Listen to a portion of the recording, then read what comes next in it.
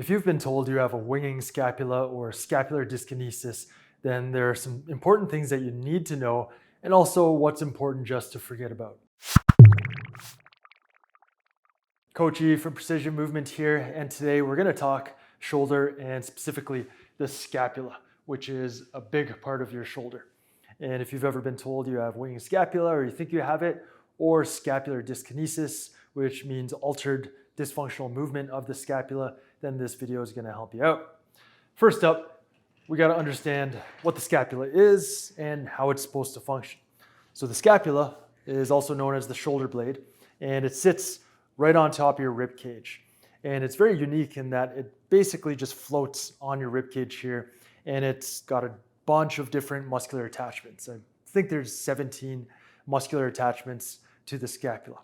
In terms of movement, it can move in all different directions. It can move forwards around the rib cage, that's protraction. It can move backwards around the rib cage, that's retraction. It can move up, elevation. It can move down, depression. But it also has two movements, and one of these is really, really critical to healthy and pain-free shoulders. We've got anterior tilt, which is like so. It's as if you had a cup of water on your scapula and you dumped it forward anteriorly. And you can go posteriorly, so posterior tilt. So if you had that cup of water, you're dumping it behind you. The movement of posterior tilt is the one that I found is most critical to healthy and pain-free shoulders, and it's the one that most people don't do well. They don't know about it. You might have heard of it for the first time right now, and they're not strong in that position. Now, it's not just static position, and this is one key. How you sit and how you rest right now, just watching this video, how your shoulder blade is sitting, that's not the most important thing. What's most important is that you have good control and strength throughout the full range of motion of the arm. So as your arm moves, the scapula moves, it should be moving with it, and it provides the base from which your arm moves around in the shoulder joint. If the scapula is not stable, or if it doesn't move sufficiently when your arm is moving, that's going to create havoc, especially in the front of the shoulder. That's when you can run into rotator cuff tears, impingements right in through here on the bursa, and a whole bunch of pain, specifically in the front of the shoulder. So we want to avoid all that. So how do we avoid that? Well, we develop strength and control through the full range of motion in the muscles that you need to make sure that the scapula is in the right position throughout. So that's really, really important to understand when it comes to any problems with the shoulder or the scapula. Now, one thing that we often hear about when it comes to the shoulder blades and doing exercises, especially in the gym, is you gotta keep the shoulder blades down and back. But as you just saw, it's not about retraction, pinching the shoulder blades together, but that posterior tilt. Yes, you need retraction. We need all of the movements, but it's that posterior tilt that's often missing at rest and, more importantly, throughout movement. So that's what we're going to focus on today. Now we're going to go through 4 exercises, and I'm also going to cover some research that I found that will add to the strength of the approach that we're going to go through right now. The first exercise we're going through is active self-myofascial release for the lateral neck muscles, specifically targeting the upper trapezius. This is a very simple technique, and if you can get somebody else to help you with this, great, but we can ultimately only rely on ourselves. So that's why I like a lot of these self-massage techniques. Here, what we're going to do is we're going to start with digging our fingers in right behind the ear and then tilt that same ear towards the shoulder. From here, with as much pressure as you can, you slide the fingers down the meaty upper trapezius muscle as you bring your ear away from that shoulder. So now I'm bringing my left ear towards my left shoulder. And I'm simply going to repeat and go in different areas of the muscle, of the upper trapezius muscle. I'm just going to continue doing this, breathing, trying to relax that upper trapezius muscle as much as possible. You'll get the levator scapula in there as well. And just keep digging in and going for 1 to 2 minutes per side. And this is a really important thing to do because the upper trapezius is related to the motion of the scapula as you're moving your arm around. And what we've found and what research finds is that this muscle often dominates this movement pattern and puts the scapula in a poor position as you're moving, creating problems like subacromial impingement and rotator cuff tendonitis and tears. A good study on this is titled Activation Profile of Scapular Stabilizing Muscles in Asymptomatic People.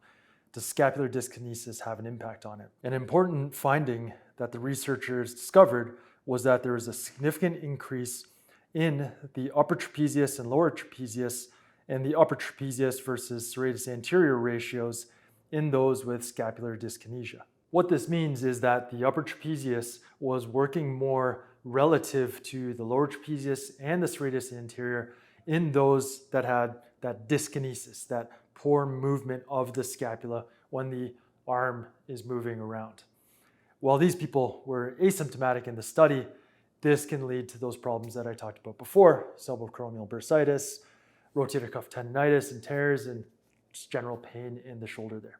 So that's why we want to relax and inhibit the upper trapezius muscle before we get into exercises to get the serratus anterior, the lower trapezius muscles working better, and to restore proper function and movement to the scapula.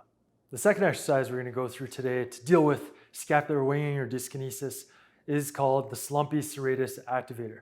This is by far my favorite exercise to start off with anybody with any kind of shoulder pain or dysfunction. Not necessarily anybody, but for most people with shoulder pain and dysfunction, there's always edge cases that might not benefit from this exercise, but I digress.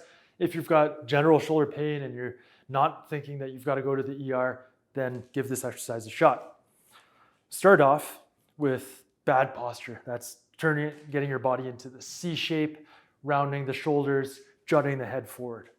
From here, you're going to simultaneously stand up straight as you internally rotate the shoulder and lift your arms back behind you. Now, in this position, you need to focus on a few things. One is tuck the chin in so that you're nice and tall and in good posture. Two is keeping your shoulders down so you're not overusing those upper trapezius muscles. And three, perhaps the most important, is posterior tilt. So the scapula posteriorly tilting, dumping that water behind you. Those three things you're focusing on throughout, holding here. As I'm trying to lift the arms higher, I'm trying to fight with those other motions. When 5 to 10 seconds is up, you maintain tension through all the muscles here, through that serratus anterior and lower trap, as you bring your arms back to the neutral position, and then gradually relax the tension of the muscles. This exercise strengthens the serratus anterior and the lower trapezius and keeps that upper trapezius out of the movement to restore that ratio that I just talked about from the study in the previous exercise. So it's a great exercise, and it's one of the cornerstones of rehab programs that I write for most people with shoulder pain. Now, this exercise also serves as a foundation for exercises that I use later in rehab programs, because we could start here and then move in all different positions. But if you don't have this fundamental starting point and all those activation patterns down, all these other fancy exercises where you're moving your arms around are not going to be done well. So we've got to start by creating the foundation, and then we progress from there. And that's what I do in our programs, but we'll talk about those later. The third exercise we're going through today is called ER/IR ratcheting. That's external rotation and internal rotation ratcheting. And this technique is particularly important for anybody who participates in sports where you throw or you hit something like baseball or tennis or golf, and you want to make sure that your shoulders are healthy for the long term so you can keep playing those sports for the rest of your life and keep having fun out there. For this technique, I'm going to show you one arm at a time, but you can do both at a time. What I suggest is you get good at one arm at a time first, get that muscular control and awareness, and then when you're good at it, do two arms at the same time. So we're going to start off not with the arm out straight, but in the scapular plane, which is about 30 degrees forward of arm straight out to the side. So I'm in the scapular plane. Make a fist. That helps increase activation of the shoulder girdle muscles. And from here, I'm going to start with external rotation, thinking of rotating my bicep up. That's external rotation. You'll see your scapula naturally wants to go into posterior tilt. But what I'm going to do with my scapula is I'm going to try to anteriorly tilt it. So I'm continually trying to go in external rotation, turn the bicep up with scapular anterior tilt. Hold that for 5 seconds, trying to activate the muscles and get deeper into both ranges of motion. And then I'm going to go into internal rotation of the glenohumeral joint and posterior tilt of the scapula. So dumping that water behind you. And this is the most important function or part of this exercise. Really want to try and get deeper into internal rotation and deeper into posterior tilt. I'm going to share a study that explains exactly why in a second. So again, I'll go through one more rep of each. External rotation plus scapular anterior tilts. Make sure your shoulder doesn't hike up into your ear. Make sure you're breathing naturally. Hold for 5 to 10 seconds. And then internal rotation of the glenohumeral joint with posterior tilt. So bringing the scapula close, the bottom edge of the scapula here, close to my rib cage. Maintain a nice, tall, relaxed posture. Breathe naturally. Keep the shoulder down. And I like to maintain tension of those muscles and then gradually relax the muscles as I bring my arm down to the side. So this can be a funky technique. At first, you might not feel like you're doing the right motion, especially with the anterior and posterior tilt of the scapula, because the shoulder blade's on the back of our body, and how often do we focus on moving it and being precise with our movements of our shoulder blades? Not very often. But when you develop that awareness and that control, that's going to pay big dividends to your long-term health of your shoulder and keeping your shoulders pain-free. The study I found was titled Shoulder Kinetics During Pitching in Baseball Players with Scapular Dyskinesis. The researchers found that the abnormal group, or those with scapular dyskinesis, showed a larger maximum value of anterior joint force compared to the control group. An increase in glenohumeral anterior force during pitching causes an excessive increase in external rotation of the glenohumeral with an insufficient posterior tilt of the scapula with scapular dyskinesis. How this study is relevant is that those with scapular dyskinesis have limited posterior tilt and excessive anterior scapular tilt. And if you're a baseball player, or a tennis player, or a golfer, and you've got too much anterior tilt, that's going to cause that anterior shoulder pain.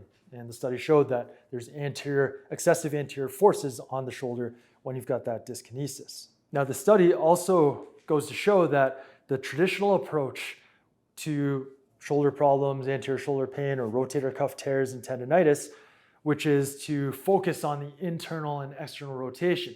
Strengthen those external rotators and stretch into internal rotation with the sleeper stretch.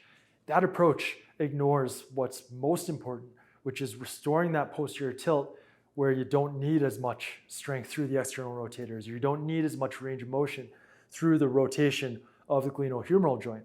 Because the scapula sets you up in the right position, you avoid those problems that we've spoken about. So scapular posterior tilt is critical to movement health and longevity of the shoulder. The last exercise I've got for you today is called the 4-point scap circle. And this brings us into a different position that we've been in for the previous exercises, which is the closed chain position. Closed chain is my hands are on the ground and my body is moving around my hands. In the other exercises, my hands were moving around, and my feet were anchored to the floor. So it's a different type of movement pattern, activates muscles in a different way, and it integrates what we've already done previous to this. So it's a great way to finish off the routine. For this exercise, set up in the 4-point position, 90 degrees at the shoulder here, 90 degrees at the hips. Maintain a nice neutral posture, chin tucked. And what you want to do is put your weight through the heel of your palms there. Most of the weight goes through the heel of the palms. All I'm doing is I'm keeping my elbows perfectly straight, so no bend in the elbows, and I'm going to do big circles of the scapula. So I'm going through retraction, protraction, elevation, and depression. Pushing through the heel of the palm and go really slow so you can get maximum range of motion of the scapula and build strength through your full range of motion. So you're going to do circles in one direction, and then you're going to do circles in the other direction. Remembering to maintain a neutral posture, keep the chin tucked as best as you can. Keep your elbow straight, and breathe naturally. That is the 4-point scap circle, and that's going to take all of the work that we've done previous to this and integrate it into a full range closed chain movement that's going to build strength, and that's going to help you to take the work that you're doing here and transfer it to the gym, to your sports, your activities, your everyday life. So that's my approach to winging scapula. The winging itself, especially just in the static position, isn't what you want to focus on. You want to focus on your function, your control, your strength. You have sufficient range of motion to do what you need to do. Do you have sufficient strength and endurance to keep control of the shoulder blade and the shoulder joint through the activities that you do in your everyday life? That's what's most important, not how it looks when you're just sitting there. To quickly summarize the routine we just went through today, we started with ASMR for the lateral neck, do this for 1 to 2 minutes per side. Then we move to the Slumpy Serratus activator, do 2 sets of 4 to 6 reps, holding for 5 to 10 seconds. Next, we did the ER/IR ratcheting technique. Again, do 2 sets of 4 to 6 reps, holding for 5 to 10 seconds.